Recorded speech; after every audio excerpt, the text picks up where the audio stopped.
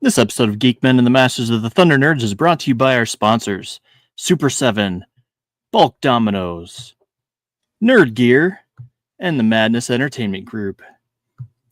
Welcome to another episode of ADHD Theater. How's it going, everybody? What up? What's going on? Nothing much. As you probably all noticed, we have a new face in the group here. Nim, what's going on, man? Well, I don't know if I would describe myself as a bright face, but thank you very much. Happy to be here. Glad to be here. Looking forward to chatting some movies and hanging out with a couple of my players and all around great guys from Madness. You know, Ghost Pepper. I love seeing all his stuff and watching him on different shows. So this can be a lot of fun. I'm looking forward to it. Yeah. All right. I think so. How's it going, Ghosty? Oh, it's Anything going, new? man. No, it's a great day, man. Yeah, Happy to be alive, man. It's going great. What about you, Pops? I got up early. I started doing this with them. We've been doing it all day together, and here we are again. Oh, don't act like you're excited about it or anything. No. It's like he did a Nem in the AM on Friday, which usually it's just Mondays, but he's considering doing it Monday and Friday. Then we did What's Your Issue, and he's my new co-host there. And then we were on Lori's Countdown stream, and he was there.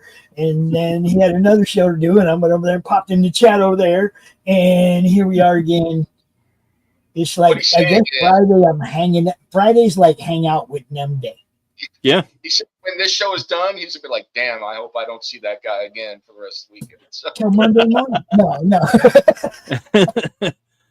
Oh, no. Can you get a load of that guy? I need you all. I need you all to see each other all the time and to support each other all the time and to be part of what each other's doing. That's what makes this grow. Yeah. Yeah, man. And dude, Nim, I tell you what, I have so much fun on the gaming stream. It's been a blast. Absolutely. I love my Groom Green character. It's more players. Anybody out there, you feel like getting up on Wednesday morning and playing some D&D, and we don't play for a super long time. You don't have to commit to, the old school high school sessions I used to do where you said goodbye to whoever you knew for 48 hours, and so we're not doing that. So yeah. No, we put in a couple hours every week, and at the end of the day, it's once you've put all the sessions together, it is an old school session, and you can go binge watch it like beginning to end. Nobody has time to sit and play for 8-10 hours anymore. Okay? Yeah. At least not all at the same time. Like when I'm available for 8 or 10 hours, which is the middle of the night only. Same. Is everybody else? I will also say, I'm not Pop's level yet, but I'm in my mid-50s, and I can't survive on stale 2-liter of Mountain Dew and old cold pizza anymore. It just doesn't work for me. So it just doesn't gonna happen. So old cold pizza is kind of normal, but yeah. But if I try and drink nothing but 2 liters of Mountain Dew and Coke for a day, no soda, no soda at all. No. Yeah, I'll see, be I in a pretty much So I drank soda all my life, man, and just the last year I cut way back where I used to drink 3, 4, 5, 6 a day. Now I drink one a week, maybe I drink no sodas 12-ounce ever. can. You know, Hated What do it. you drink instead? Other than probably water, maybe? Water. Yep. I'm a water. apple I'm a guy juice, that makes a milk. giant coffee jug in the morning and totes it around all day and just it's still hot. Every time I pour a little small cup, yep. Yes. Pour a Oh, little so small you cup, do coffee, huh? hit coffee, or it's water, lemonade. If somewhere I go and it's like good lemonade, I might get a lemonade. Apple juice I would drink. Yeah, but sweet know. tea, it's like I just don't do it either. I keep trying to talk my wife into making some tea, but yeah, Pumara's, pooped by the end of the day. things of water a day and cut out the soda, because I used to drink soda to stay awake because I was working 19, 20-hour days sometimes, Mm-hmm. and that killed me. So now that I'm just drinking water, it's been so much better for me. I'll drink my coffee with water. So. In Arizona, we used to just make sun tea, man. Throw some bags in a big bottle of water, throw it out in the sun, let it do its thing, man. I hear that. It's that simple, man. It's sun tea. You can flavor it however you want after the fact, but it's how they do it. Sun tea. We've done that with a glass, like a clear glass out in the wilderness. Yeah. Just put it out there in the hot, it'd be 100 degrees in Georgia. Just drop a few tea bags in there, wait about an hour. Everybody gets a small cup. It'll jack you up, man. It's strong. It's like extra out here in Nimland, it is 112 today. So yeah, it was pretty nice in Georgia today. We had high 70s, misty rain, just off and on. It was awesome. It sounds nice. I see. I don't know. I'm weird. I like the rainy days, but I don't know. There's no like when it's light, misty rain. There's no bugs biting you. There's none of that. The air's cooler, the whole nine. So I enjoy it myself too. Exactly. I mean, but it's like as soon as the rain stops, though, the mosquitoes will just might as well run inside real fast, or else you're going down the road with the mosquitoes because they'll just tote you off. Mm-hmm. Yeah, I hate mosquitoes. I'm borderline allergic to mosquitoes because I mean, normally when I get a mosquito bite, now again, this is when I was a kid. I got a mosquito bite. It would swell up so big, and I would have this huge bump on my arm, and it would bubble and blister. Ew. And how about right, and that was the norm for me as a kid, and I would have these huge bubbled blisters all over my body as I'm trying to like put on my pants or walk, and it's just like they pop and ooze, and it was nasty for a long time. But now I still get eaten alive from mosquitoes. They still destroy me, but they don't usually swell up as bad. So, but yeah, I always got a pretty big lump and it itches and hurts like hell. And then a bunch of them will get you at once. So they like get your whole arm and it's just crushed. Yeah, I mean, in a second. Yep. Like, oh my God. It's ridiculous. I hate mosquitoes. And once you realize it's too late, it's like that. Yeah. It's a delayed reaction. So I have, believe it or not, I've only gotten bitten by a mosquito once in my entire life. So, oh my God! Don't move to Georgia. What? But I was stationed in Georgia, so and in New York and a bunch of other places. My grandma used to say that Native Americans, we don't get bitten by mosquitoes. I don't know if that's true or not. I got a really good friend that's got a conspiracy theory on this. He claims only certain blood types get bit by mosquitoes. That's another one. Specific blood types, and they will eat them alive. Other blood types, they don't. Not that we're getting into all that, but yeah, just saying. I've heard that too. That's a conspiracy theory, and he's like, "Well, you get bit all the time, and I don't, and I'm completely opposite of you. Like we can't even do that." And Wow. we'll be spraying stuff, like me and my brother. Yeah, we'll be spraying stuff, and I can't do DEET at all. It Yeah, gives me no. a crushing headache, and it swells my skin. It sucks. I can't do DEET, so I have to do actually the people that they have an advertisement on Peeled Earth Guarded Botanicals. They have this little stuff called Critter Juice, and it's not very expensive, and it goes a long way because you don't need much. You spray it on. It's just all natural stuff, like super duper real natural stuff. It smells good. It's not crappy. And then you put it on, and you and I get bug bite. Not mosquitoes, nice. anyway. I'm telling you, that's all I use is that stuff. You know what makes me laugh about critter juice? When I was in the Army, they used to give us this stuff called bug juice.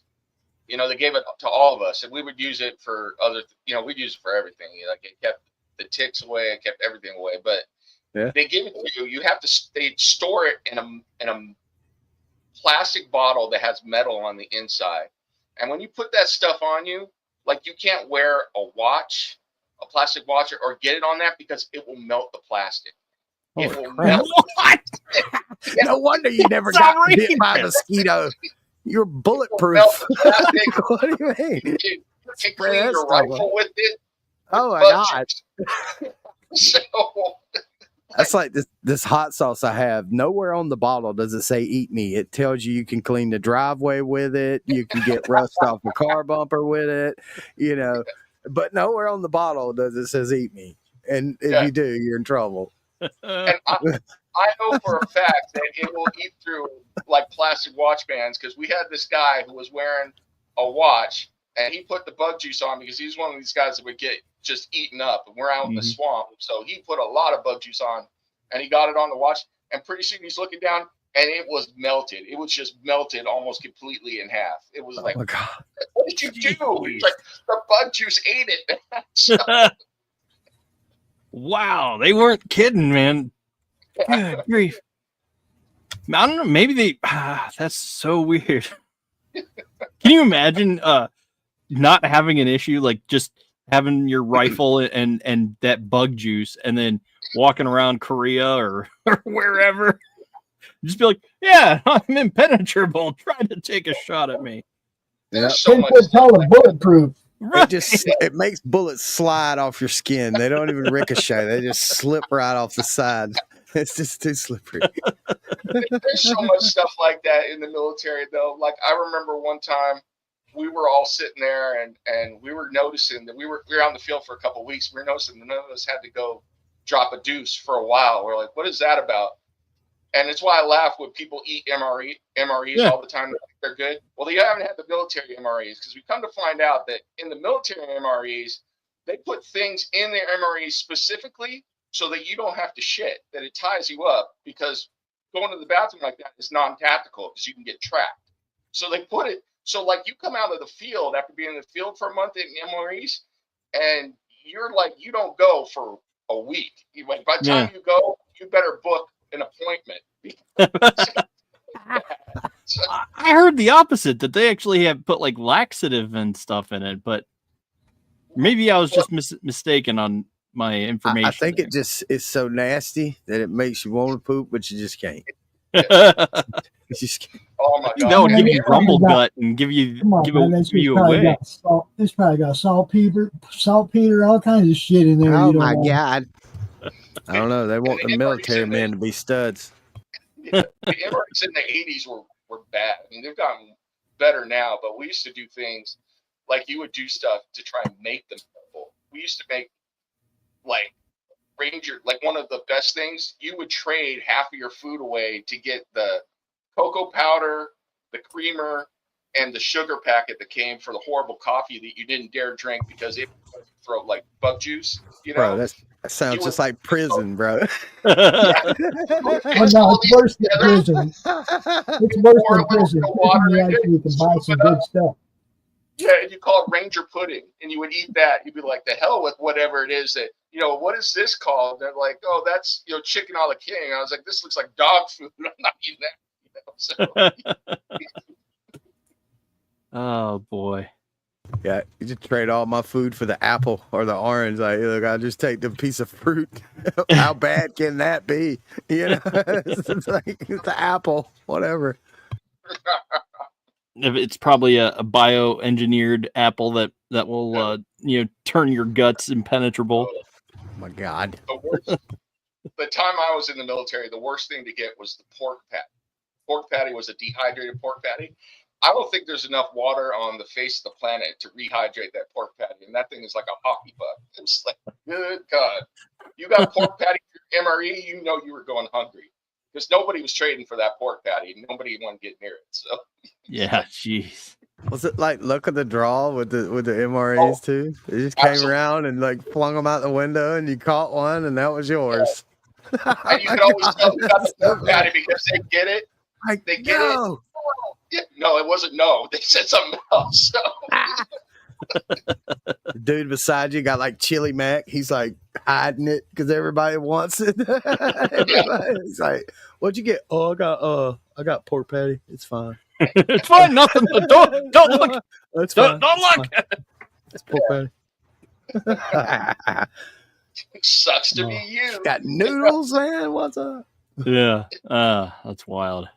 Yeah, the greatest part was eventually they started adding Tabasco sauce. They put a little Tabasco sauce thing in it. The worst hot sauce ever, too. Yeah, the nastiest hot sauce in the world. But at least you could drown all of the food in got Tabasco something. sauce. Yeah, I guess I would have took that over. Nothing. Some spice in my life. Yeah, right? Oh, man. Great. So I want to talk about movies, and you guys take me back to pork patty MREs. I got to jump for a minute. My mama's on the phone. So I will be back. All right. So, what were you watching these days? Anything new? Not me. You know me. I don't really watch TV. Right. I watch the internet, but yeah, I watch some pretty cool stuff on the internet. Yeah. What like shows and stuff like series or movies. Nothing new on that part. Yeah. And what about you? Well, see, I saw Superman, the new movie. I saw Fantastic Four. I watched the new King of the Hill. So, yeah, I was a big fan of the original. So, and you weren't or was? Was okay. Huge fan. So I watched the new season. So the first half was pretty good, and then for my opinion, the second half it found its legs, and then I was right back there. So I think it was pretty good. You know, it wasn't. I was worried that they were going to ruin it. Like they brought back Futurama, another one of my favorites, and I was like, so. But I enjoyed the new King of the Hill. So nice. Well, that's something to look forward to. I know a lot of folks out there like King of the Hill. I've never seen it actually. So really, yeah.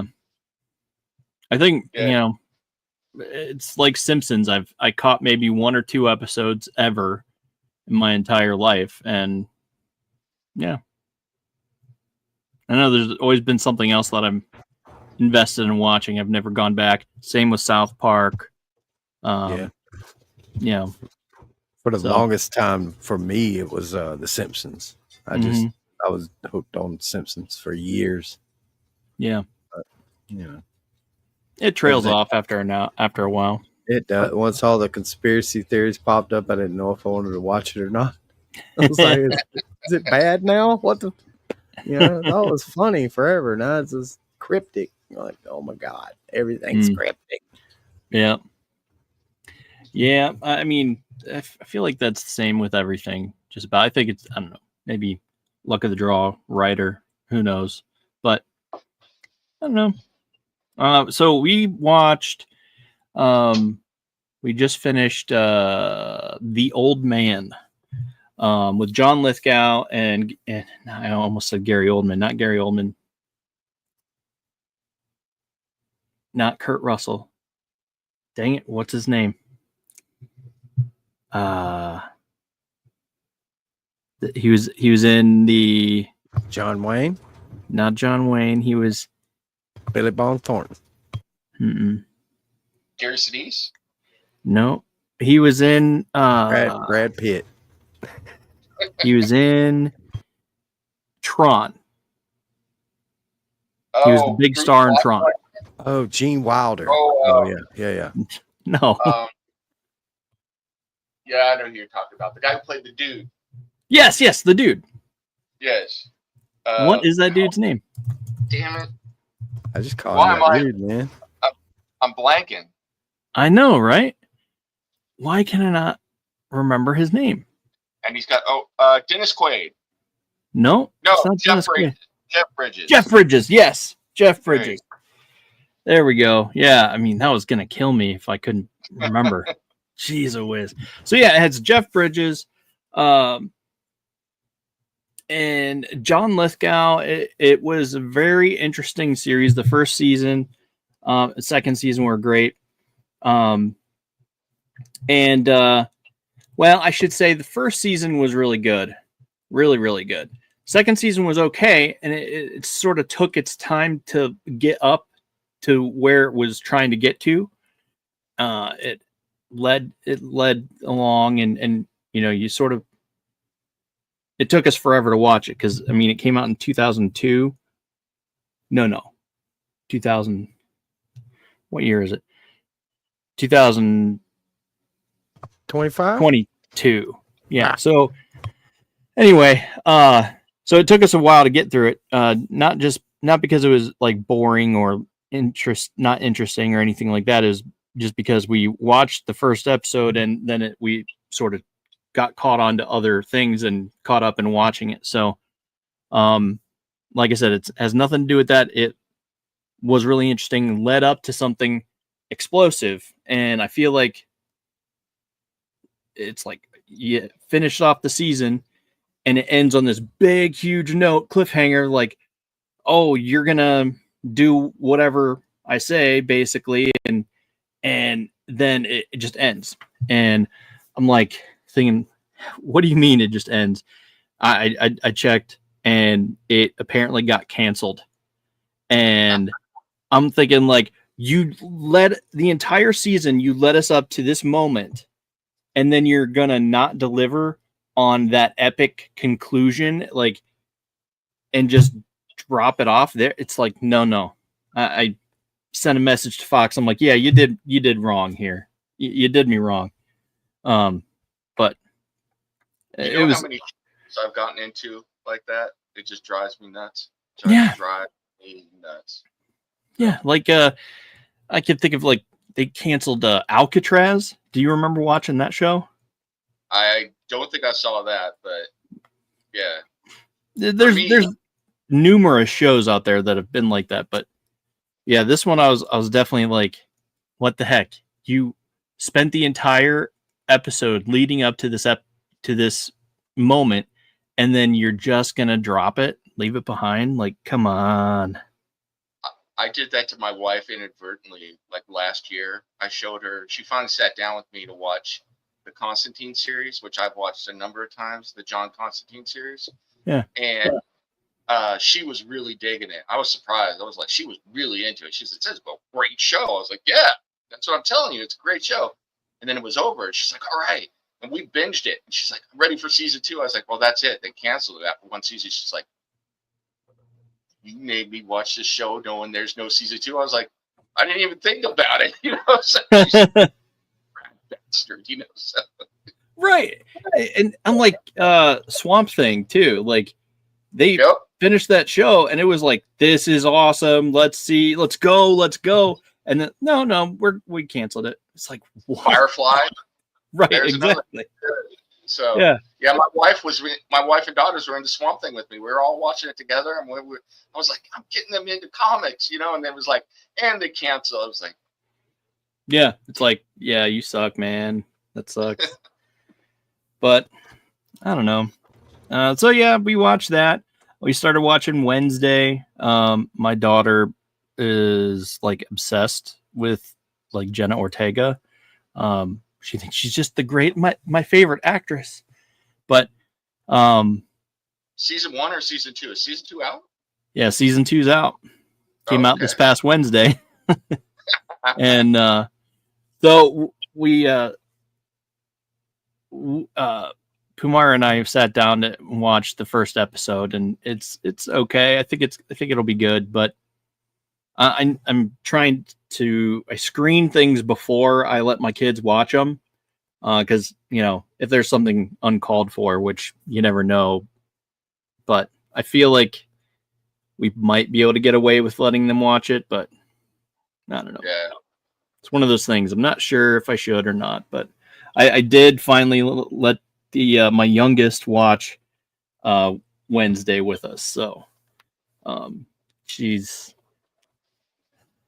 gonna be 7, Okay. I think. Yeah, I don't know, but I like anyway. season 1. I'm kind of looking forward to season 2. We'll see what's going on. So Yeah. Just watching the first episode was okay.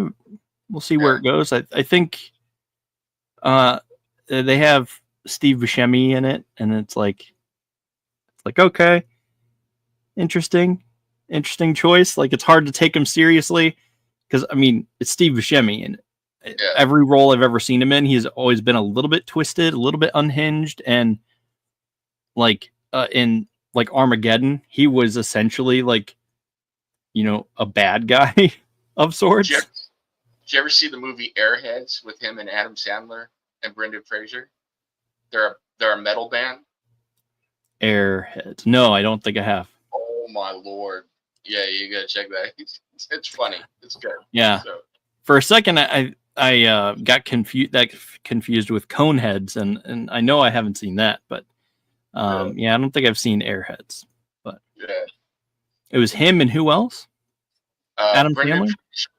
Adam Sandler, Joe Montana is in it as well.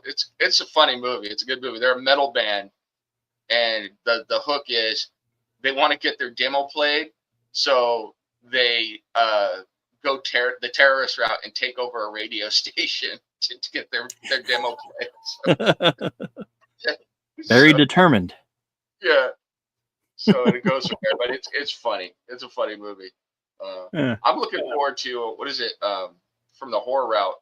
It Return to Derry, the new TV shows, the series they're gonna do.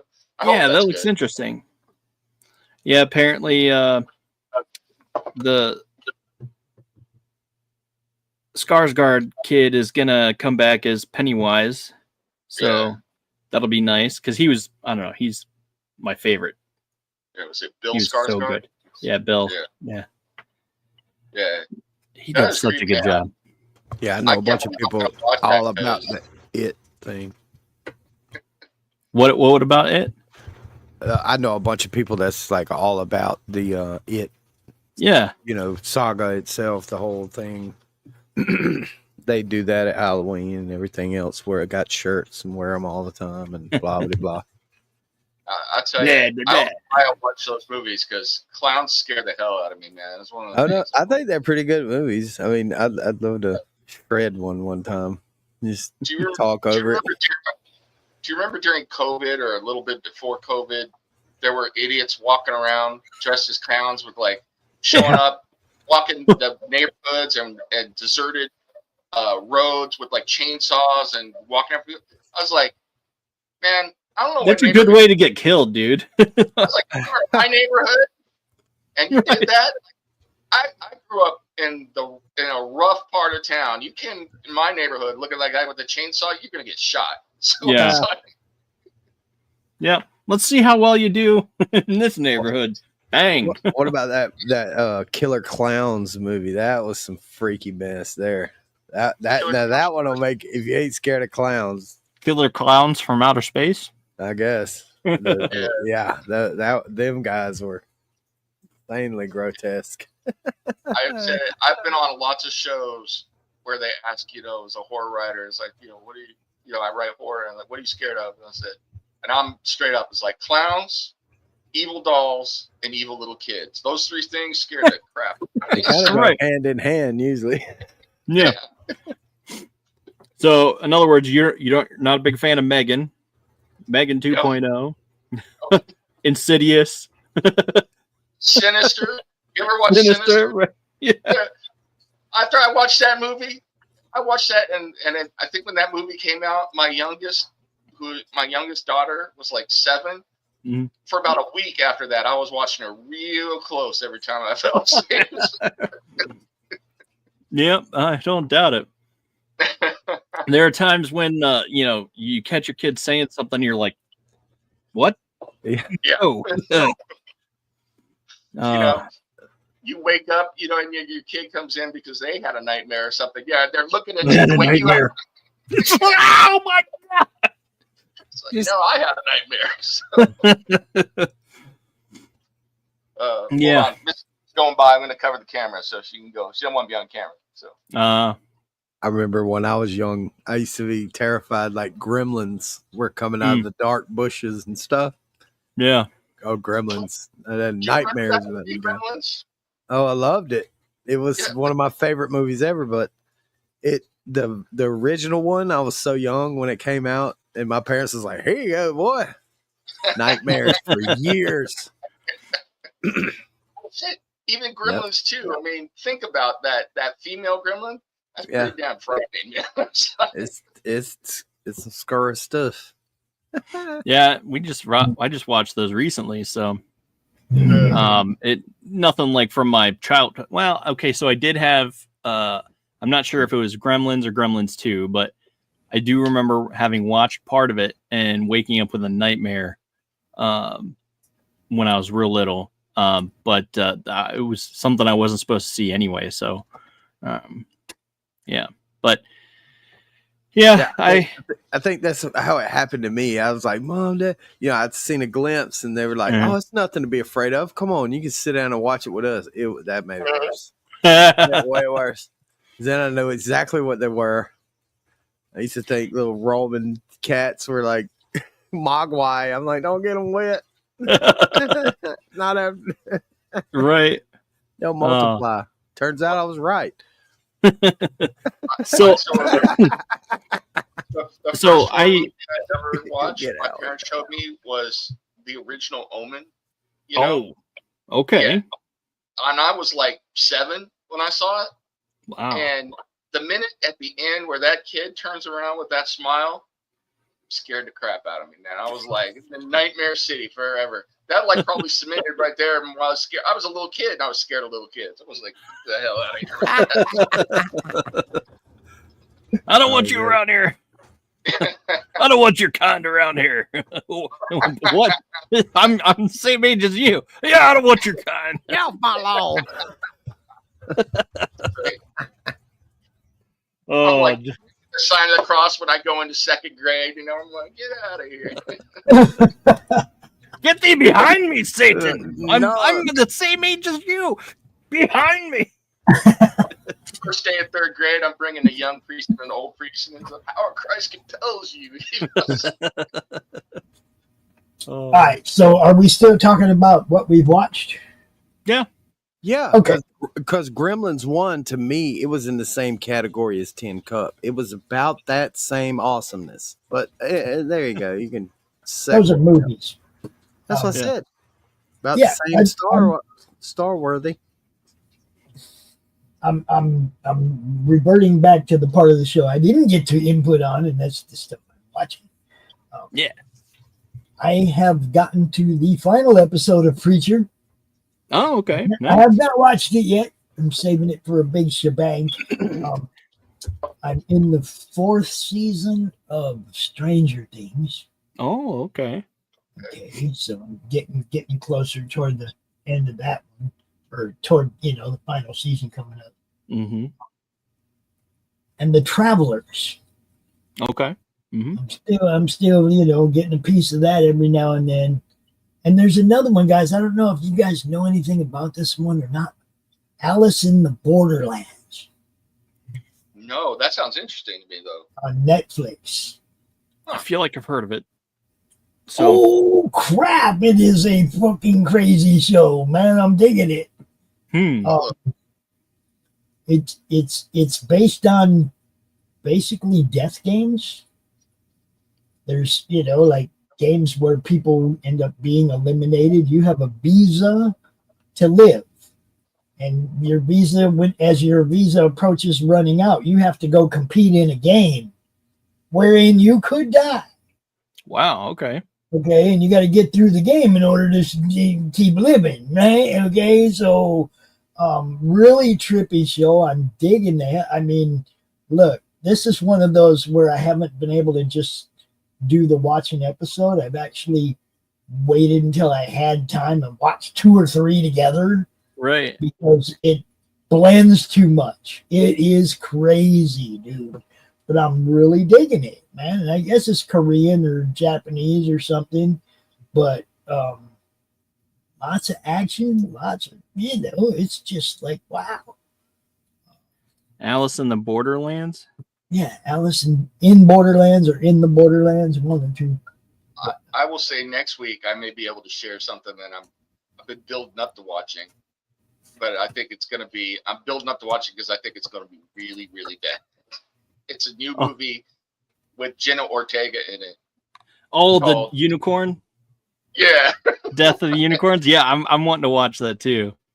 I think it's going to be good. Oh, do you? I read the description. I was like, oh no. What's it called? Dead Unicorns? No, it's What's it called? the Death of the Unicorn or Death of the Last Unicorn or something what? like that. The Yeah. Death of a Unicorn. Either way. Okay. It works. There's Jenna Ortega in it, Paul Rudd, and there was someone else. But yeah. Paul Rudd is her dad, and the Yeah. hook of the movie is the two of them are driving along a road, and they turn a unicorn into roadkill. And then what do the two of them do? They harvest the body parts to sell them as a business, and like bad things happen or something. So, yeah, I don't know. I feel like that'll be funny. But I don't know. It didn't last in theaters too long, and I didn't hear a lot about it. It's not like I'm hearing things about it. People running to talk about it online or anything. So, not like Superman, Star Wars, and those types of things. Have you heard of the movie Airheads before, Pops? With Adam Sandler. Oh, okay. I've heard of it. Is that the cartoon? The cartoon? No.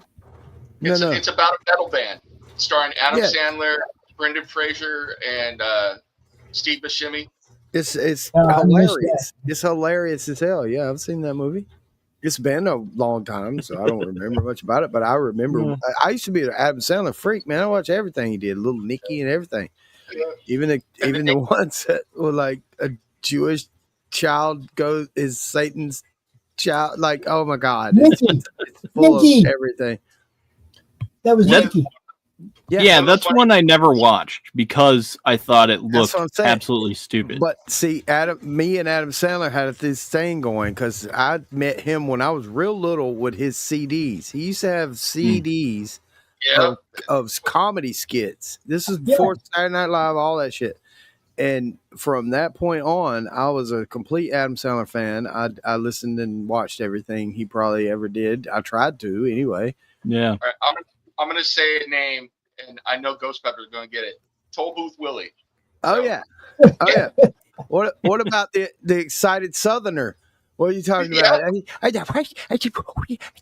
See, I could go. I can go. But I go down there to the creek. You see. That's excited Southerner, man. That's it. That's the whole bit.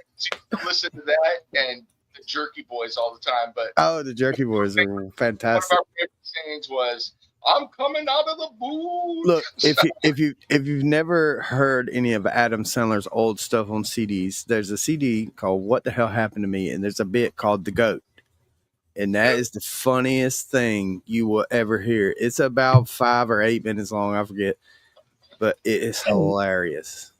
His Christmas songs, his Hanukkah songs, the things he used to sing on Saturday night was the funniest shit ever.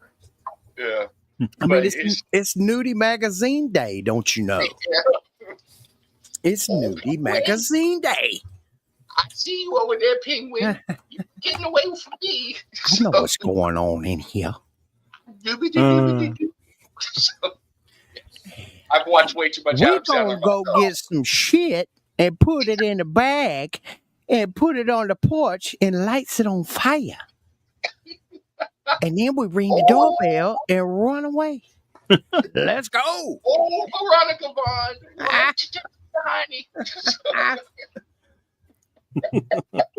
Billy Madison, if you don't know, I could quote that movie, dude. It's just anyway. Hey, I like Big Daddy.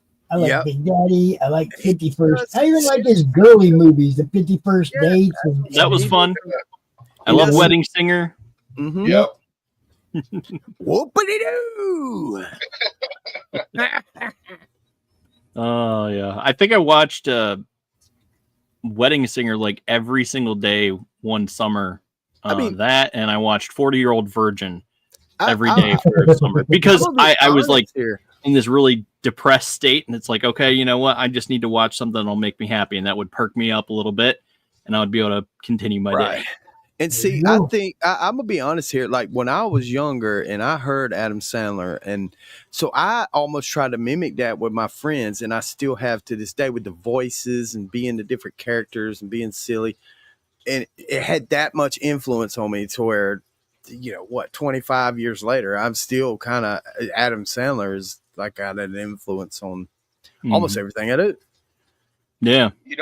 What's sad for me is I tried to introduce my kids to those movies because, Adam Sandler burst on the scene when I was in college. So we were watching all of it in college, and it was great. So I tried to introduce my kids when I thought they were old enough, like they were in high school. I would introduce them to a few of the movies, and they didn't get it, or they were like too offended because Well, see, what I like now. Go ahead. I was going to say now that they're my son is in his mid-20s, he's like he finally gets it. He's like not uptight enough. Like, oh, that's funny. So, Well, the thing I like about Adam Sandler's comedy now that I'm older is even if you're younger and you watch it, like you got to be kind of extra younger. Like it's still funny, but you don't really get the joke, right? So if they grow up watching it, they'll never get offended by it because they know the joke. They see it coming. So then in their real life, they'll hear something that somebody's never heard that joke before, might get offended by it. They're not offended. They're more hardened of children, So Adam Sandler, that was the beauty of his comedy. They've been forged in fire. Right. That was the beauty of his comedy is it was still funny if you were young, and it was not sexual or offensive or any kind of crap like that. It was an inside joke. And if you're not an adult, you don't get it. Yeah. I remember when my kids and I had to come to Jesus and my wife. So we were like, this was when everything was offensive to the kids. And we're like, look, this is like, we're putting this shit to bed right now. You are watching a movie and you will not be offended. We were like, you will not be offended. Sit down right now. We're watching Blazing Saddles. Right this second. I still haven't seen Blazing Saddles all the way through. I unfortunately I did tune into it because my friends were insisting on, you have to see this movie. Go home and watch it.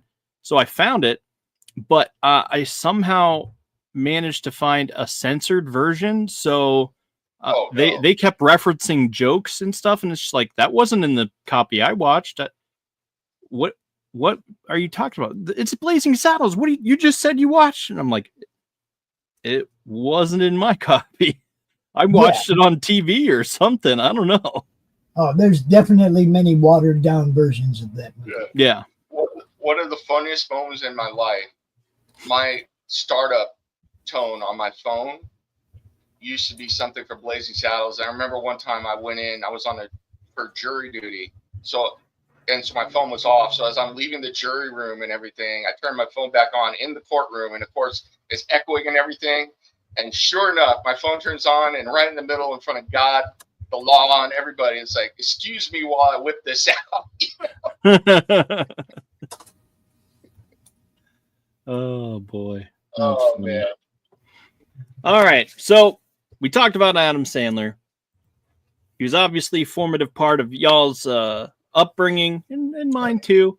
But we just came off of watching Happy Gilmore 1 and 2. And so we had all these wonderful feelings. We're all hyped up. And so we chose a couple more golf movies this week. And those were The Greatest Game Ever Played with Shia LaBeouf and Tin Cup with Kevin Costner and that other girl that I still can't remember her name, but that's okay. And so, so that's the movies we were watching for this week. And so let's get to it. Greatest game ever played. We watched that on Monday. And it's still a little confusing to me because it felt like it was about one person, but it also felt like it was about him. You know, like it felt like it was about the Shia character, not about the golf, what's his face, prodigy. Barton. Barden, yeah. Yeah, Barden, yeah. So it felt like it was about that, but it still felt very much a Shia movie, and I enjoyed it. What about you guys? Let's get into it here. I'll crack open my Mountain Dew, and let's. That kid stole the show. Yeah, the dude. The kid playing caddy stole the show. Yes. That made the other dudes like trials and tribulations like just kind of go away. I just wanted to hear what the little kid was gonna say. Right. That little kid, his little caddy dude, was so freaking hilarious. Grip it and rip it, and well, I mean, tap and whap, and all those little weird things. He had all came the up golf with. things. Yeah, he had all the euphemisms, but he also had to get out of your head. You could tell the kid had caddied for golfers before. I mean, the part he played, okay, you could tell that he played that part really well. Yeah, he as a did. kid who had caddied before. It wasn't like he was bullshitting when he was standing there with tears going down his face going, let me do it, dude, let me do it. You know, and you could feel that. That kid stole that show. You might like Shia and all that, and he did a good job, but that kid stole that movie, bro. Yeah, dude. And I don't know, it felt very authentic. Like, you know, it felt very much like if you remember Lost, it felt very much like the dude John Locke, who it finally revealed his backstory, and he kept saying, "Stop trying to tell me what I can't do." Yeah, it felt very much like that moment for that character where he's like, "No, let me do this. I can do this. Don't let me do this. Don't let me down." You know, so it's like. It was a very powerful moment for that kid, and obviously both of them. And then after a couple of days, when they try at the last day of the tournament, those other guys were like, "We need you to have this caddy," and dude's like, "I can do it. I can do it. Don't let him take it. Don't let him take this from me." And and dude was like, looked at that dude and said, "Don't never talk to my ever caddy talk again." to my caddy again. Yes, it's like yes. Yeah, it's perfect. I like the movie. It was really good. I had never seen this before, and as a person who plays golf, it was a movie I could relate to as a golfer. All these movies that we watch actually had that feel of. I mean, look, Happy is funny. Okay, nobody runs up to the ball and hits it, right? Okay, it's funny. But if you're a beginner golfer, you totally feel his trying to learn the short game, putting. All that stuff. It's part of golf, man, and some of it really is funny.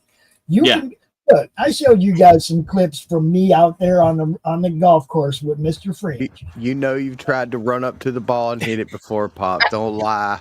We did it that day. Yes. We both tried that day. This is what I'm saying, though. But this isn't something you do in tournament play. Just like in the next movie we're going to show. Where dude just went and did a whole bunch of stuff that you would not do. You wouldn't even do that out there with your buddies. All right. There's a group of people behind you waiting to hit. You don't stand there and hit the ball 8 fucking times, bro. They're going to run right up on your ass. That's not realistic in golf, in any golf course. Yeah. Unless you're out there by yourself, right? That's just the way it is. Yeah.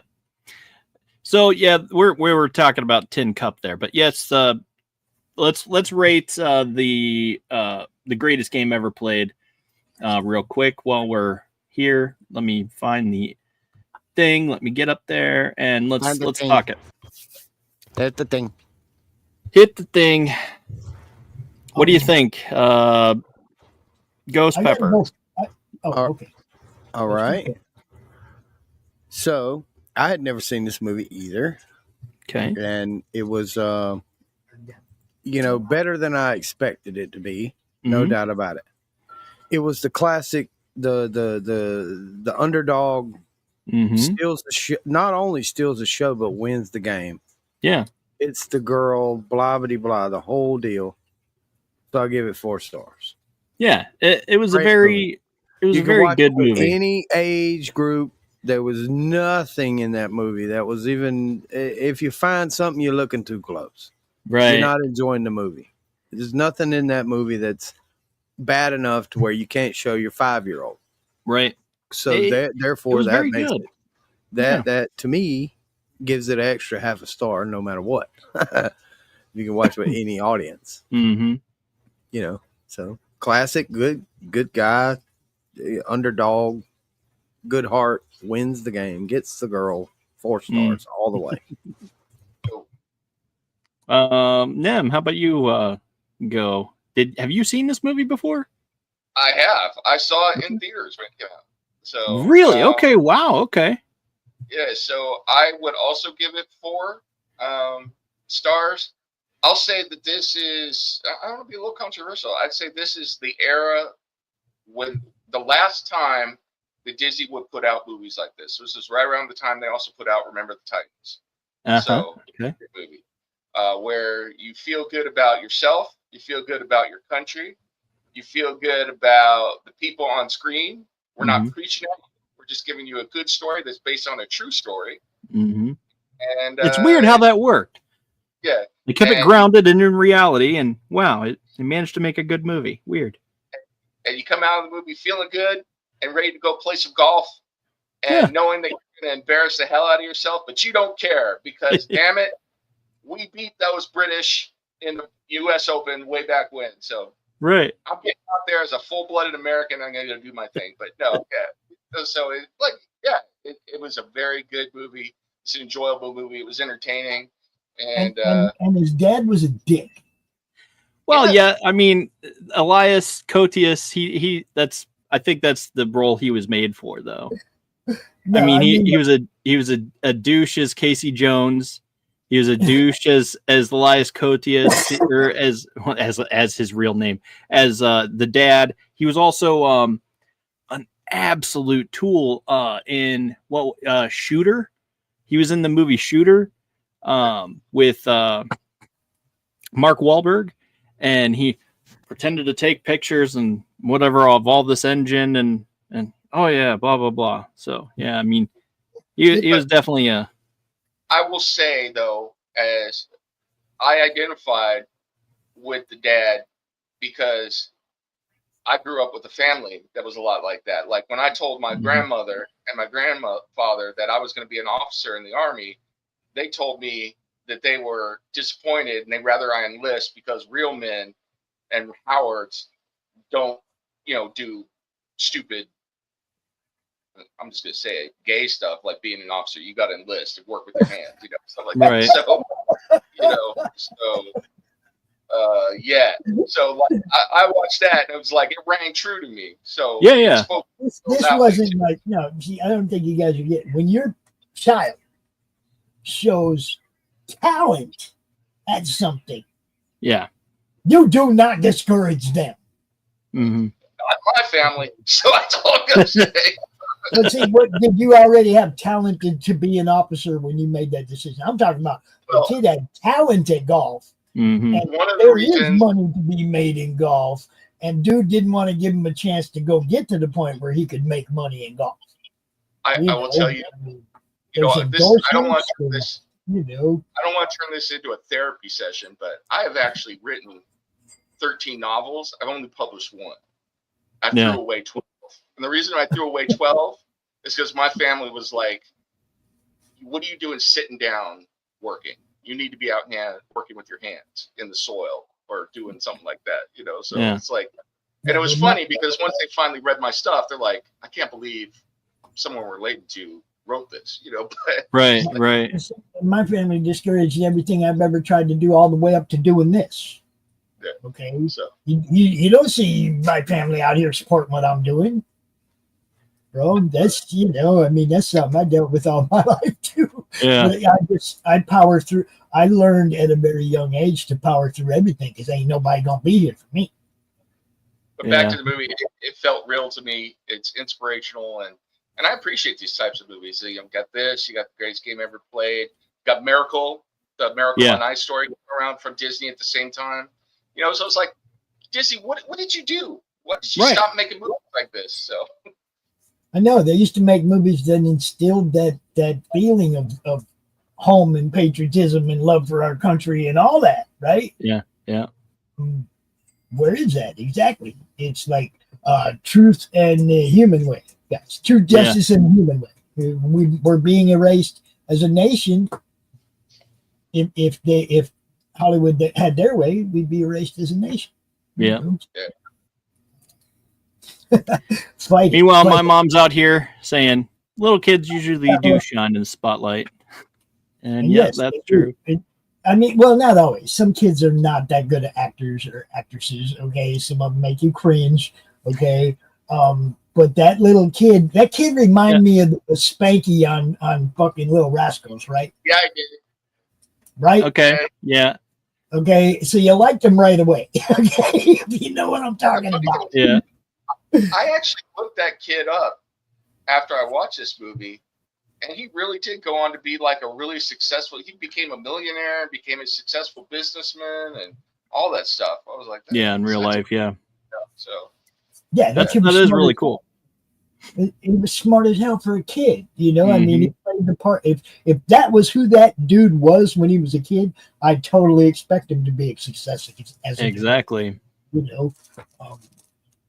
but yeah, man, it's like I have an over the shoulder right now. Yeah. Okay. Yeah. I got a munchkin. I got a munchkin. What's up, Munchkin? Yo. Go ahead, say hi. Sup? He said, "Sup." Does he represent the Lollipop Guild over there? So. What's your favorite movie? Minecraft movie. The Minecraft movie is his favorite. Jack Black. Yep. Okay. Good choice. Good choice. How's he feel about Ozzy? Awesome. Do you like the song Iron Man? What do you mean? No. I don't know. My favorite movie is Happy Gilmore. Oh, his favorite movie is Happy Gilmore too. Do you like Zach? Zach Wild, bro. Mama. Oh, that. Oh, do you like that? Yeah. Yeah, he likes Zach. There you go. That tells y'all. Yeah, they sit in the back of the SUV, and Dad will put Iron Man or something on, and they sit back there and jam. He don't get to act like he don't like it. Boy. Yeah. But yeah, well, I too I think I will give this a 4 as well. Oh yeah, borderline 4. I'll say maybe 4.5. I'll give it a 4.5. Just spice things up, because I like I said, I really did enjoy. I love Shia LaBeouf.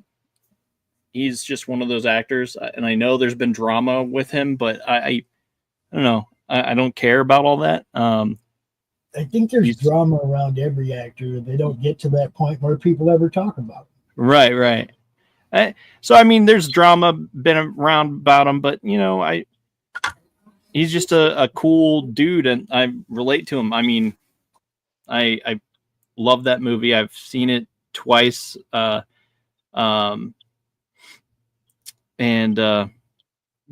So I caught it, like, after the first time I watched it, I caught it on the tail end of TV, and I'm like, I stopped what I was doing and I watched the rest of it because it was that good. I think it was probably something to do with that kid, and Shia was in it, and him and that kid. I was just like, what the heck is going on? This is all right. I'm watching. So yeah, I enjoyed it. So 4.5 from me. Anyone else didn't write? Okay, we all went around. Let's move on to Tin Cup. Here's the thing. I didn't quite get why they called him Tin Cup. it was something about baseball and someone he Because threw, he caught for. he's a catcher. Yeah, he was a catcher, and at the time, I don't know. Yeah, like back in the day, cups were actually made out of metal, and so, and by the story is in high school he was a catcher for a guy who had a wicked curveball, Yeah. and so he always hit the ground and was hitting him in the nuts. Yeah. So that was So his you got a nickname. tin cup. What's up, Ryan? Mr. Parmesan, what's happening? Yeah. So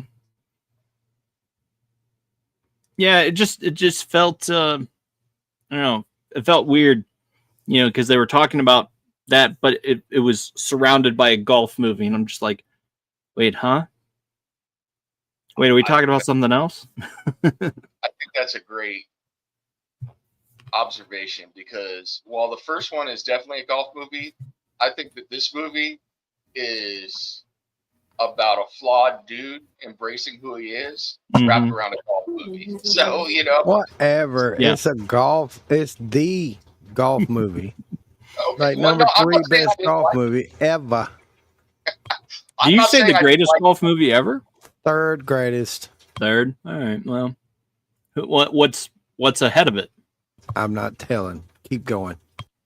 Well, I know what I put ahead of it. Now we have to have that discussion after we do talk about this movie, but okay.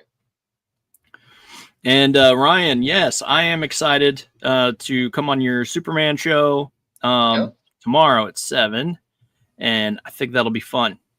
I will be there as well. So nice. Can I be Superman? Bum, ba-dum, bum, bum, ba-da-bum.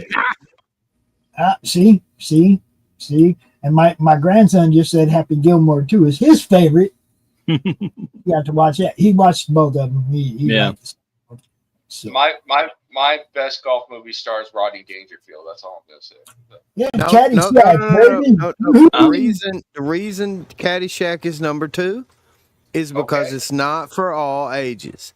There's like drug use and shit like that. You can't do all ages with stuff like that. That is absolutely true. Happy Gilmore is all ages. Number 1 golf movie ever. It's funny. Everybody from 5-year-old to 105-year-old will enjoy that movie. Mm-hmm. Caddyshack is number 2 because that girl running around in white lingerie with them 2 big pitchers of beer. I mean, they need to see that. They need their parents to tell them the birds and the bees, not the school system, right? So that's your way in. That's your way. See, in, when a man loves a woman, see, it's just like what? No, wait.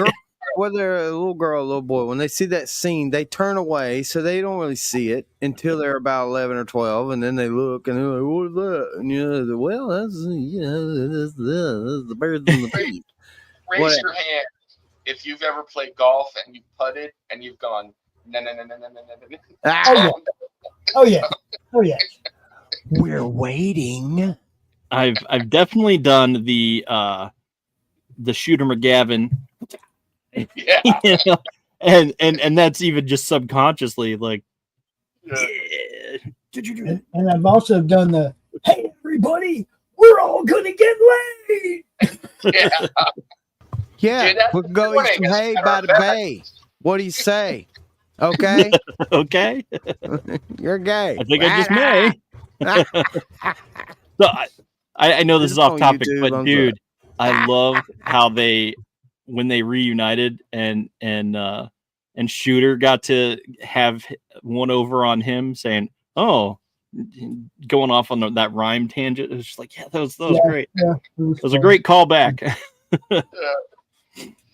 The birds and the bees discussion was never had at my house growing up.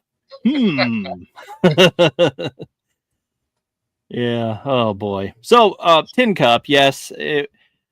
So, okay. Here's the thing.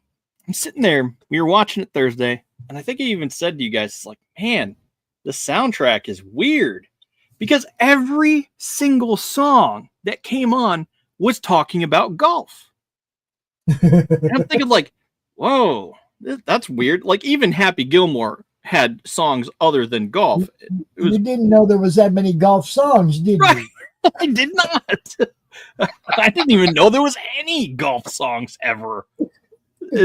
Just blew my mind. So I'm sitting there like, wait, what? And I mean, it got a little technical even as far as like golf and the mindset and stuff like that. And I was like, all right, that's interesting. One of the things I loved about this movie, though, is that this came out and I saw it right around the time, like after I had been stationed in West Texas, and then had been around like Odessa and Midland and Peso. As like, that was West Texas. I was like, I'm living this right now. Armadillo and driving range. All of a sudden, out of nowhere, in the nicer parts of, like Midland or something, there's a really nice golf course. It's like desert, golf course, big ass high school football stadium, desert. So I was like, yeah, this is my life right now, So it was funny. So it felt very fitting, huh? Yeah. Yeah, it was like living in West Texas was different, especially for a kid that grew up in Southern California. So it was like everywhere. It was one of the cool parts about being in the Army. But yeah, this movie definitely it got that West Texas vibe to me, and like, man, every person I knew from Texas, they were serious about playing golf. I'd never played golf in my life until I was like out of the Army. So nobody I knew played golf. You're saying everyone played golf in Texas? Oh yeah, that I knew. They played golf, football, and baseball. But everybody played golf. Like when I was in school, everybody played golf. And for me, growing up where I did, and then living in a poor, bad part of town, it's like only the rich people play golf. It's like if you play golf, you can get your ass kicked where I grew up. So right. Yeah. Yeah. So it was different. So and I do kind of wear it's part of my personality. That's how I look at it. It's mainly just here, but yeah. But yes, mini golf is fun. I do know that it's fun, but I don't know. Yeah, I don't know. I talking about this movie, I'd say it was decent. It's entertaining. It's not. It flows well. It does. There's no super boring parts of it or anything. Even when they're doing their little therapy sessions and shit, they're funny, right? Yeah. The therapy sessions were funny, kind of ironic. Like it was interesting in that aspect. But we're gonna play some dodgeball, Ryan, and then we're gonna play golf. And I guarantee you're gonna think golf is more fun when I'm done. Can you dodge a wrench? If you can dodge a wrench, you can dodge a ball. We used to, when I was young, we used to play a game called cut ball, right? So you go to the ballpark, and you wouldn't be in the game. Like you would go to the ballpark because your brother or your sister, or your cousin, or whoever they was in the game. But you was on another team, but you wasn't playing that night, right? So we go to the ballpark. That's what we did. And then you go to the concession stand, and you get a hot dog, you get some fries, and it comes in a little foil, like a little paper tray, but it has foil in it, and then they put the whatever you bought in it. And you eat it, and you take the foil, and there all the boys take all the pieces of foil, and we ball it up, make a big old ball of it. Yep. We eat all the food, every piece we lick the foil. We eat all the food, so it was clean. Well, yeah. Anyway, and we make a ball, and so you'd stand in the back of a dugout, and somebody would throw it, and you had to smack it with your hand. You smack the ball like if your hand was the baseball bat, and and then you run the bases, right? But if you got pegged, you was out. Yep. So if you wasn't standing on the base, if you was running or if you was moving in any way, and somebody pegged you with the ball, you was out. You had to get out. This is okay. There's two ways we can approach this, Brian. We can play dodgeball with a golf ball. This is or like we a can play golf. And you hard- tell we me used which to one you crunch think is it. more We'd fun. get mad. We'd sit there and crunch that full and make it hard as a rock. It'd be a little rock. It'd be a full rock. You hit with that Cup thing, ball you're was dead. great, man. See, I think I would rather play dodgeball, but that's just me. With a golf ball, We also had a Yeah, game. it don't matter to me. I can throw a golf ball damn hard. Growing up, we had this game called Butts Up. You ever hear of that? Heard Hell of heads no, up, ain't but had not no butts up. No, We we kept never our put butts. anything with our What butt the hell in you it. two was in the military and shit? What's some? Listen, let me tell you what Butts Up was. So we played cup ball, which was great. Butts Up, if you were nice, you played Butts Up with a tennis ball, so it didn't hurt so much. If you weren't nice, you would play it with a baseball or a golf ball. And the whole point was you get a bunch of kids in front of a wall, and you would throw the ball. And if you were brave, you would catch the ball, and then you throw the ball against the wall. If you weren't brave, you tried to get out of the way of the ball. If you do not catch the ball and catch it clean, if it drops, you have to run for the wall. And someone can pick the ball up and throw it to hit the wall. If the ball hits the wall before you get to it, you have to stand with your butt up, with your head tucked down, and everybody gets to throw that ball at your ass as hard as they want. I played that game without the butts up part. Okay. Without And the. there was a different version of that game called Suicide, where It sounds like you're playing What suicide you as had it to do, is. just pull your pants down and show your wang and let them throw it at it. That was even worse. That's suicide game, man. there were two ways to get the guy up against the wall. You could either throw the ball at the wall, or you could throw the ball at the dude as he was running to the wall. So, Oh God, you hit him. You hit him. He's out. yeah. And then we had another game. Did you ever play Smear the Queer? We had that game too. Oh yeah, good lord, yes, man, the queer. That's what I was going to tell Ryan. I'd rather we play play- football. I'd rather play football right now at 61 years old than play basketball. Smear the Queer, which you can't play anymore for a number of reasons. One is Yeah, you insurance. Why? Who says? We need to get up, but pops, we need a show. We need. They play right out there in the yard, dude. Yeah, but you could play it with any ball. Usually it was played with a football, but they just throw the ball up in the air and wait for some idiot to grab the ball and run with it. That idiot was usually me, by the way. And then every other kid on the yard, there are no rules. You run for your life until someone tackles you and takes you down. And everyone You never dogpiles. win. You only lose in that game, and it's the funnest thing ever. It's fun. Oh, you can win. You never pick the ball up and you just tackle people. Yeah. That's If how you're you the do it. baddest man on the block, then yeah, it's a good game. Just throw the ball up in the Kill air. everybody. It's like my ball. There's two things about this. There was two things about this game that were great for football players. For running backs, trying to run through 10 people trying to tackle you was good training for your running back skills, for your ditch and dodge and juke and spin and all that, right? For tacklers, it was a great drill for tackling people, man, for learning how to actually bring people down, not bounce off of them. I played football in the South, and we used to have when we played football and we did backwoods training, they'd be a circle. It was a pretty big circle, and they'd put the ball in the middle of the circle. You had at least no more than 7 people at one time. It was a big circle now. You could run around. I mean, it was a pretty big circle, but if you was in the circle, it's kill the man with the ball. Yep. That was the only point, to get the ball and you get killed. And the longer you had the ball, the bad as ass you was. Well, that's how you determine and who your running if you back get knocked was. out, you can tap out and another man gets in there. And you always had 7 people in there You gotta all the time. remember, your coach is standing over there watching all your fools, right? And the guy who can stay up the longest with the ball probably going to get a spot in the backfield. Okay. And those guys that are actually making tackles, this going to be your linebackers. The coaches over there. The ones that'll watching jump in there talent. like, all right, I'm getting the ball. I'm going to get that ball. But the coaches over there scouting talent and looking at where this guy would be a great asset to my team. I'm going to put him in this spot.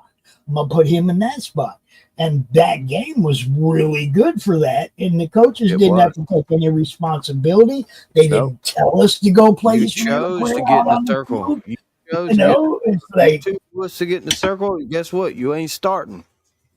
You ain't starting. I mean, the starters get in the circle and beat each other's ass. That way they know they're friends at the end of the damn get the ball. It's getting the coach's attention too. Know each other's weaknesses, strong. Yeah, it's a team thing. It's what that is. I will also say back in the day, once I got out of elementary school, I ended up playing. I was a swimmer and I played water polo in high school and in college to break up swimming. Mm-hmm. Was your name Marco? No, it was not. But water polo is a sport where it is legal to punch people, kick people in the nuts underwater. If somebody's holding it's an underwater fight. Oh, yeah, all that happened. I'm telling Belucci right now. We got to get that on film. It's a sport where my shoulder got torn apart on a legal play. You know, someone ripped the muscle right off the collarbone. Anyway, to toughen us up at the end of practice. Fucking about, what'd you do? We would play something called jungle ball, where the coach would put like 20 of these balls in, and water polo balls are about the same size of a volleyball, but about 2 pounds heavier, and they're rough on the outside, so you can grip it when it's wet. So when the ball hits you, it can tear your skin. Like sandpaper?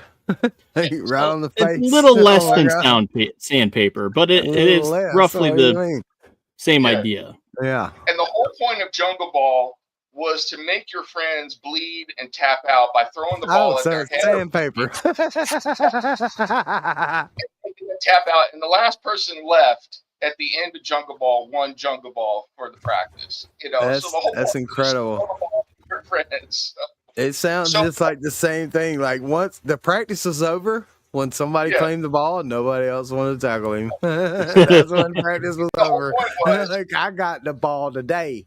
Get some. Like, anybody else want to tackle me? Huh? That was it. You would block the ball, or you would be defending somebody and you get hit in the face. So they wanted to toughen you up. So if you got hit, you were fine. But the whole point of the game was just beat the crap out of everybody else around. I know. We used to try play rugby. We never could figure out the rules. We just do it without pads. You know, it's football without pads, basically. They introduced rugby my senior year, and it was pretty popular with folks. It's fun. I didn't. It was. I mean, it's fun because you're not going to just crush, your friend. I mean, you're going to hit them pretty hard, but you ain't going to try to really hurt them. But it's fun just to get out there and be. I don't know. Yeah. It used to be a thrill. We didn't have cell phones, though, so whatever. The funny part is I played water polo in college, at West Point until I hurt my shoulder. I pulled it apart. Then I couldn't play water polo anymore. So I was looking for something to play, and you have to play sports at West Point no matter what. So what did they put me in to play?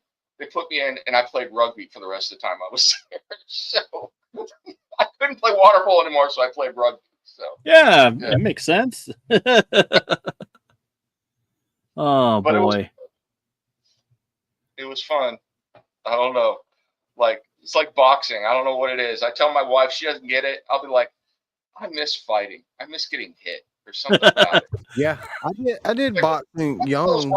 Granddad used to take me to literally the YMCA. That's where he used to take me downtown. There's a bunch of black guys down there.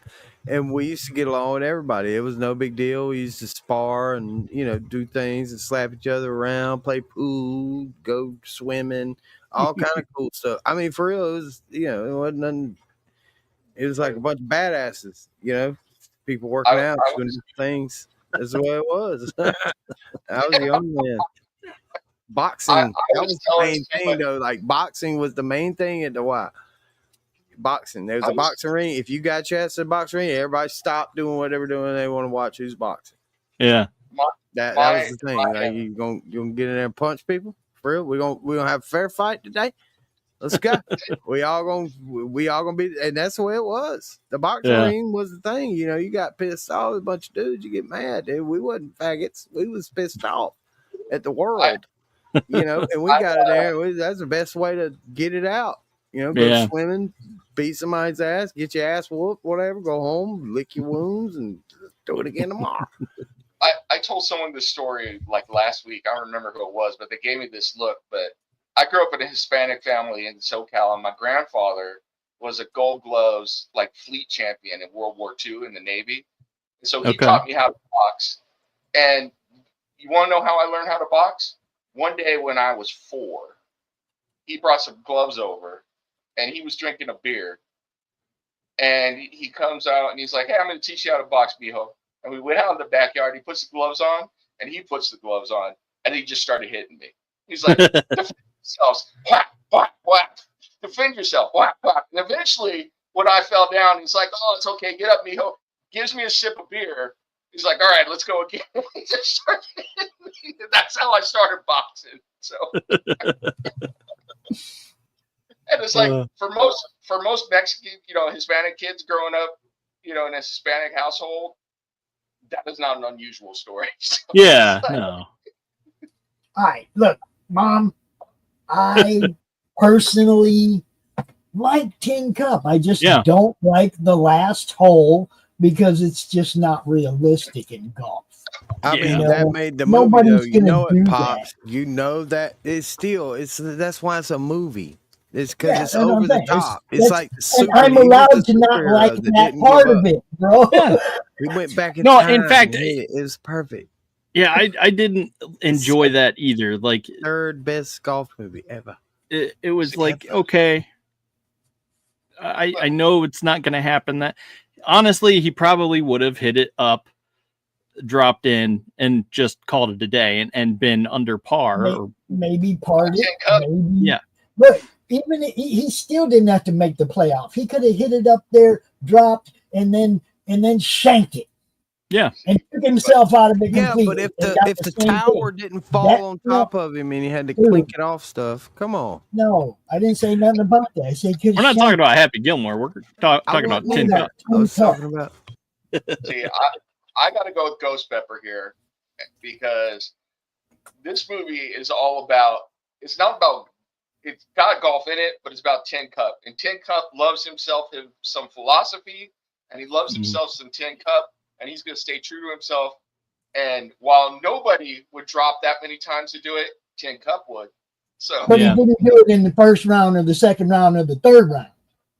No, he was a degenerate. He was an underdog. He was all the way the up guy until that the lost last everything, hole. and he got it all in the end. No, dude, he wasn't trying to win a championship all the way up to the last hole. Bro. He didn't give a damn about the championship, though. That was the thing. Like, a real man don't care about that. He cared about it the day before.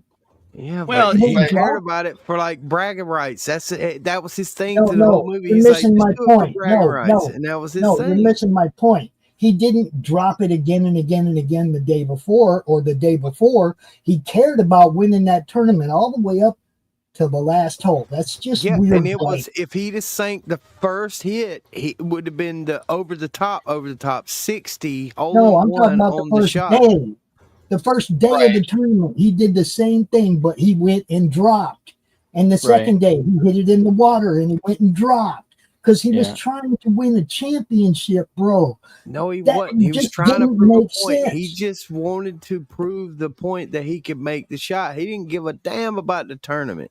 I think in the last jacket.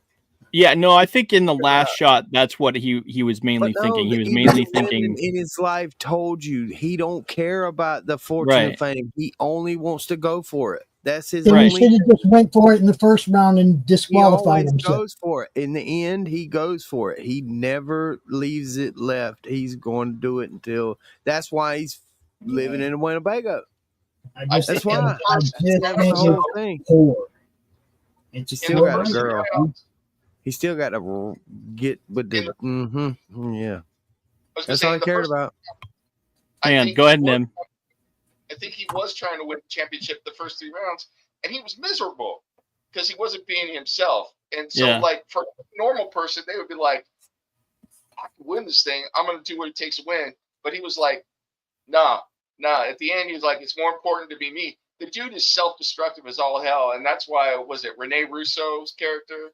Yeah. Yeah, that's why she's laughing and going, "Oh, just fucking go for it," because I'm a that's shitty why therapist. she made the movie with the last line saying nobody's going to remember this particular year, but you know what? They're going to remember you're 12. They're going to Right. remember when you went for it. Right? Yeah, That's that the was only funny. thing they remember. Now you got people that are then all these guys want to hire her as a therapist, and the guy who was just therapy That's went up just there and icing on the stuff. cake, right?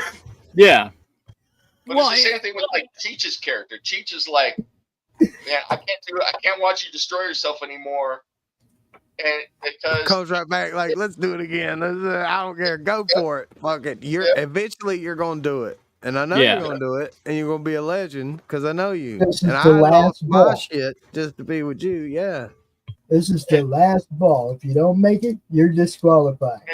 Oh, and that's when he pulls the miracle shot out of his ass. Hole in one. we've all known Superman. that guy from high school who does the most incredible stuff that is stupid as hell, and he flamed out. He probably died young, like pants around his ankle somewhere, but everybody knows his name. That's Tin Cup. So Yeah. I love the golf clubhouse annex. I love the driving range annex. I love the annex of all the other tournaments up to that one. I just it's like you don't put in that much work to just fuck it at the end when you have a chance to win. If you didn't have a chance to win, then yeah, I could see him like just blowing it out. But the way they wrote it, he had a chance to go up there and par and go into the playoff. Yeah. The whole reason he was there, and the whole reason he put all that work into it, and the whole reason he was even had a therapist. Yeah. Was to this go is the win. same guy who had to win a tournament using a shovel as his driver. So Right. That was hilarious. He That's finished another the whole question I round have. with the 7-iron. He finished the round with the 7-iron. That was hilarious. We Right. played rounds like that where you play with your 7-iron and your putter. That's it. Right? That was awesome because dude played the whole, finished up with a good round. The playing with the shovel and the bat and all that shit, that's a little unrealistic too. It was funny though. It was got funny. the But baddest driver here ever. again, you can watch scenes like that with any age where Mhm. he's playing with the shovel and it looks ridiculous and it's nothing. He's just playing ridiculous golf. That's any age group things. Mhm. Unless you're an adult, you don't get many of the jokes in this movie. You just Yeah. don't. It is still funny, and then they probably go to sleep in the times when we, adults get. But it's to me, it's any age group movie. Tin Cup. I just think What's something you can't show to your 11-year-old in Tin Cup? Tell me what it is. Well, I probably wouldn't for the swearing, but then again, I am letting them watch Wednesday, which has swearing, and Yeah, Star Wars children has swearing. Swearing. So Now, Children suddenly, swearing or adults swearing? what was that? Children swearing or adults swearing? Adults, but yeah, I mean, still.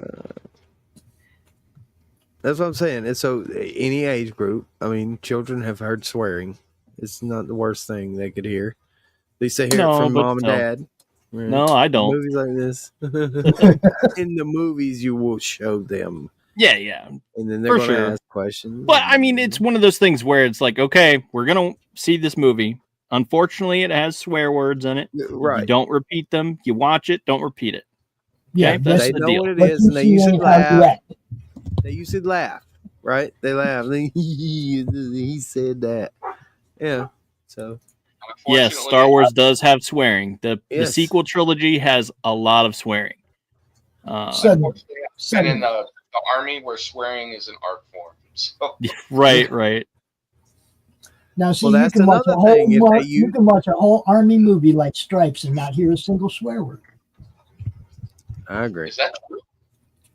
I Stripes. agree. Yeah, is that true? Stripes. They ain't had no swearing in Stripes. There's not a single swear word in Stripes?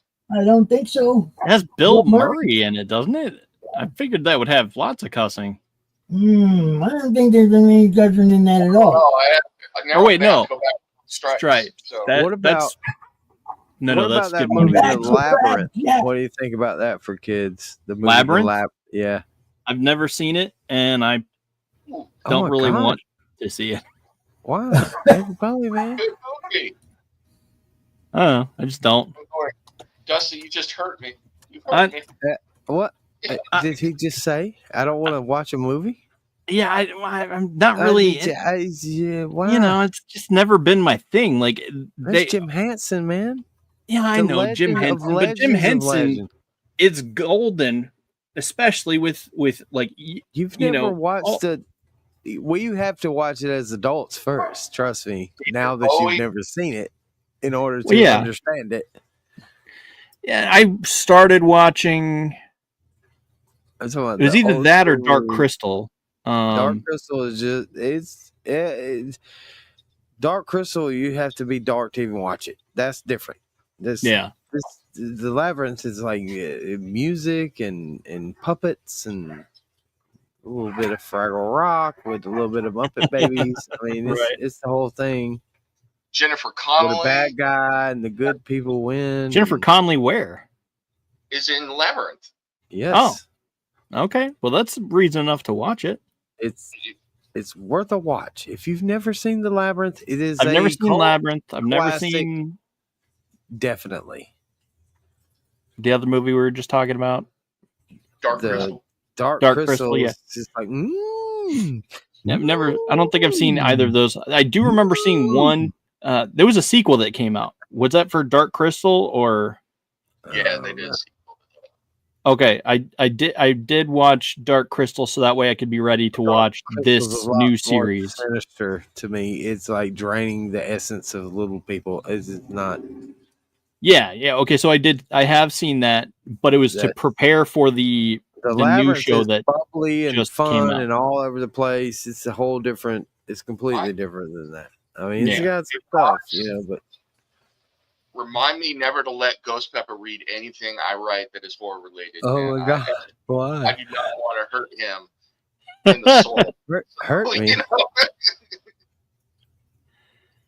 Jim Henson died too young. Yep. Yes. It's the That, in most fact, he did. fantastic. I mean, what? Don't tell me you and your kids have not already benefited off some of his work, regardless of what he did. He is fantastic. Jim Oh yeah, Henson. no, we I hope he wasn't a devil guy or whatever. right. Hopefully not. One. I mean, come on. Yeah, no, we've watched Star Wars. We've watched the Teenage Mutant Ninja Turtles. We've seen all of that stuff, and of course, all the other things he was involved with over the years. But yeah, so he's great, regardless. Oh yes. Now, let's give our official ratings one last time. I think your mom has a point though on us avoiding rating Tin Cup. So I'm just gonna say. Yeah, right. I'm not scared. 5 stars all the way. The top, tippity top. 10 Cup. So you're saying it's 5 stars? Divine Encounter? Yep. He's trying to troll us right now. That's First time I ever knew what golf meant, and now I know what golf means. All right, check it out. I'm pretty sure. I would give it a 3.5. I give it a 3.5. Look, I don't hate this movie. I just hate one scene in it. It was a little Rest of the movie For is sure. Voking. right? I just don't like the one scene. That's all. Yeah. No, I thought it was really good all the way up until that part in the movie, and it's just like, why are you doing this? Like, I get that he's trying to prove a point and trying to be himself. I get all that, but they should have clipped out the whole that whole part and just started it when he rang it at the shot. He should have rang it, and that would have been great. Yeah. So if they'd have cut, And then even if he goes up in 3 putts and loses, right? He made the shot. Yeah. Right. or came up short and I'm not saying I wanted him to win the tournament so much as I just wanted him to finish well, and he didn't. Yeah, no, I think it was good.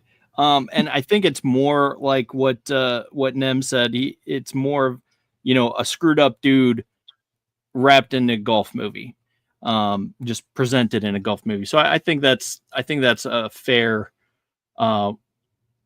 analysis, so to speak. But he died in 1990, 35 years ago. He was doing a show in Raleigh, North Carolina.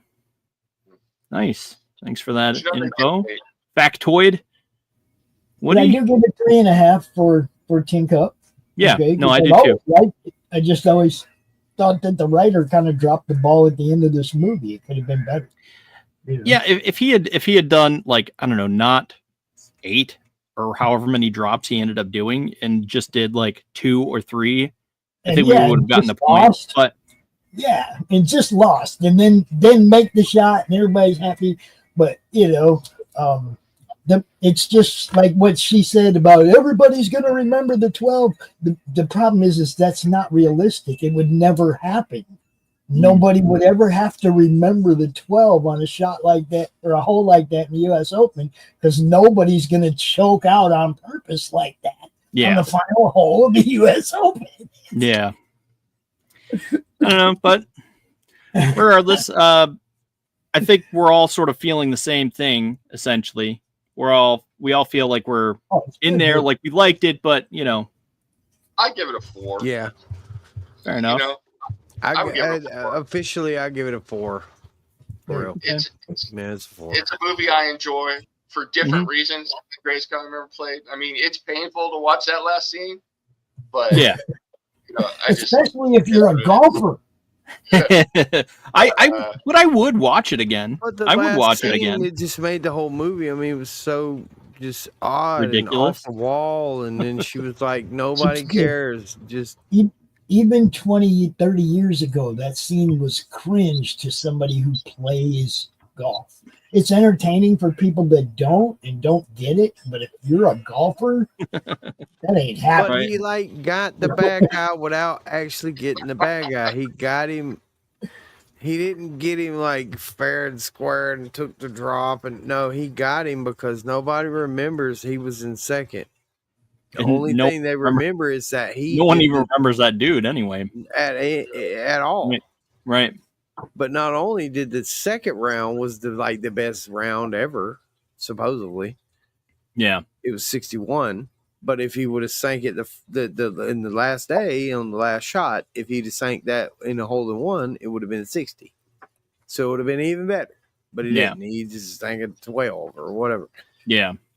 And just anyway, it's the Casey Jones effect. You ever heard the old nursery rhyme where Casey Jones, he hit a home run every time all season, but he struck out to lose the World Series? That's the only thing anybody remembered about him. It's because he struck out to lose the World Series. Yeah. Not because he hit 1,000 home runs. No. Buckner lost the game. Casey Jones. The mighty Casey has struck out. If you've never seen that cartoon, I'm going to send it to you. Hey, that's look, Bill Buckner letting that ball go between his legs at first base to lose the World Series for his team. I had a friend who was a huge Red Sox fan, and I used to we kind of drifted apart, but I used to send him that every year on the anniversary of that just to get his goat. I'd send him a clip of that. Oh, dude, every time, look, nobody would remember who Bill Buckner is if it wasn't for that. But then, of course, all he'd have to say to me is, "Well, you're a Padres fan," and then I just kind of snuck off. What do you give? So which movie, Woody? Is it a Tin Cup, or have you seen The Greatest Game Ever Played and are rating that a 5? Interested to know. Yeah, you people in the chat are allowed to drop your rating too. It's okay. By the way, on Jim Henson thing. What'd you say? He said what rated? 5. Oh, 5. Jim Henson. If you like Jim Henson stuff, they did a reality show, I want to say 7 or 8 years ago, but it might be a little longer, where it was one of these shows where for a while they had another show called Face Off, where they did visual effects and stuff like that. Yeah. I watched that show. There was a show for Jim Henson Company. It was only one season, but it was really good, where they had a bunch of people in. They had to create puppets and film scenes and stuff like that, but create their own puppets and marionettes. Great show. Absolutely amazing. So it was cool. I think Addie and I were talking about that one day. And she had mentioned that and I had never heard of it. So yeah, I'll have to make a note to go back and check that out. Yeah. Jim Henson, reality. There was no joy in Mudville. The mighty Casey had struck Henson's out. Creature Shop Challenge. Yes, that's the. Yeah, that's it. That's it. Yep. It's There a would've been it's so an much old blood Warner flow there. Brothers. It's an old Warner Brothers click, and it's at the perfect point in Warner Brothers' career, the whatever you want to call it, epic journey. All the cartoons made during that time were moral, epic, fantastic. You can literally over the top, the best ever. Period in their life. So there's a bunch of cartoons like that. Yeah. Yeah. All right. So movies for next week. I know we're not gonna do more golf movies. I don't even know if there are more golf movies. We're gonna do fighting movies next. What we gonna do? No, we're gonna do some helmeted heroes.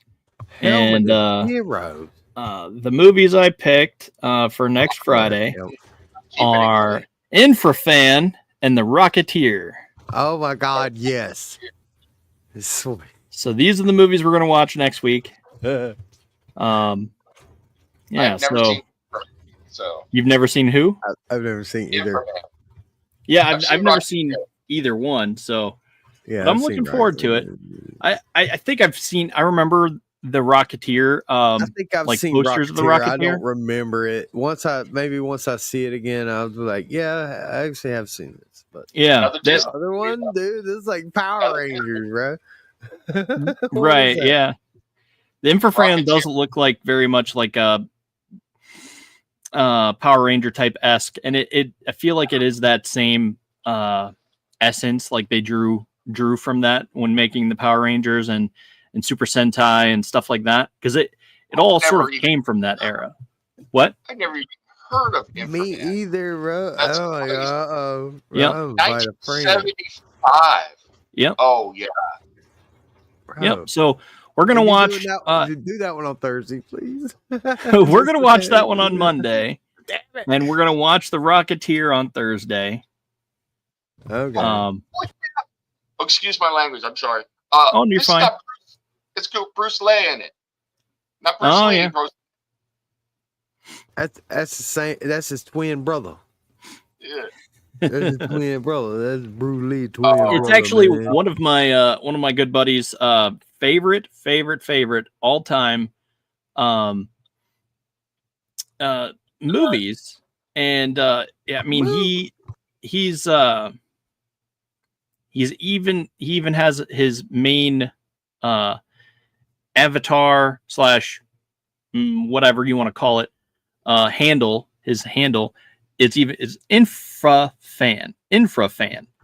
I just read the hook for this movie. What do you got me watching, Dustin? Dude, A hot Asian. Listen, this is the hook for the movie. A hot Asian supervillain dominatrix in a blonde wig with a dragon's head bullwhip for a left hand intends to enslave the earth.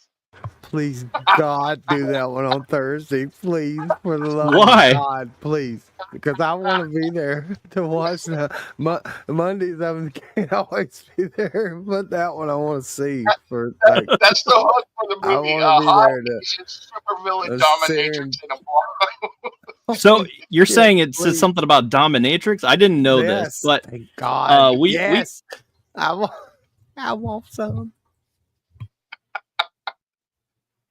What are you doing? okay. So we'll watch Rocketeer on Monday. We can.